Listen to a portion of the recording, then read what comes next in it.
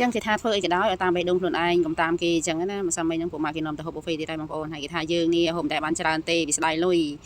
មានណាប្រឹងតាមគេដើរមកវិញឆ្អល់ពោះចង់ប្រកាច់ហើយមកឆាកជីវិតនេះខ្ញុំបងប្អូនអត់ដែរមកហូបរបស់អញ្ចឹងហើយមកចុកដល់កាពះទៀតនេះយើងប្រឹងខ្លាំងមែនទែនដាក់ឡើងណែនដល់លើចឹងបងប្អូនចឹងហើយបត់ពិសោធន៍ហូបបានប៉ុណ្ណាក៏ហូបទៅកុំអាឡ័យទៅស្ដាយលុយបើស្ដាយលុយមិនបាច់ទៅហូបទេឥ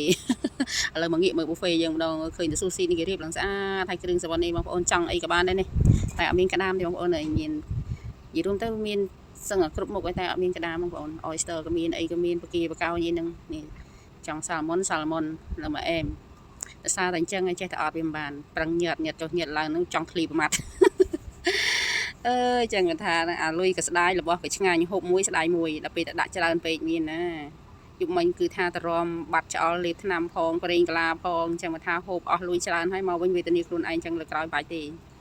ហើយវគ្គសាឡាត់ធ្លាប់គេហូបមុនឯងហូបតាមក្រោយនេះចាឥឡូវវីដេអូនេះខ្ញុំក៏ដល់ទីបញ្ចប់ដែរអរគុណ